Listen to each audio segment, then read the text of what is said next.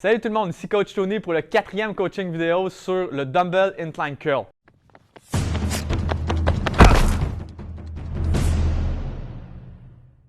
Donc, première chose à savoir, c'est l'inclinaison du banc. Okay? Généralement, je vais le mettre à peu près à un 45 degrés. Seule chose, c'est qu'il faut savoir notre mobilité, qu'est-ce qu'elle peut nous permettre. Okay? Fait que si je laisse tomber le bras, où est-ce que je devrais être? Je devrais être ici. Exemple que le banc serait trop incliné, on comprendra que ma scapula devra être trop déplacée. Okay? Donc, il faut vraiment se laisser tomber. Où est-ce que ça tombe? Ça va être l'angle de mon coude. Donc là, présentement, il va être légèrement vers l'avant. Je vais pouvoir l'augmenter d'un autre 7 de degrés.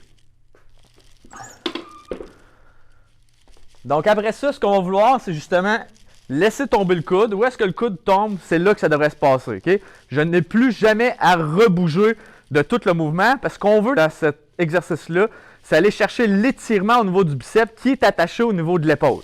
Donc après ça, je ne bouge jamais le coude. Il va juste plier au maximum et déplier. Okay? Donc il reste toujours au même endroit. Puis même dans le bas du mouvement, je vais venir contracter mon triceps pour vraiment venir chercher le maximum de l'étirement de mon biceps. Donc, je vais le sentir étirer, puis hop, je viens faire ma flexion.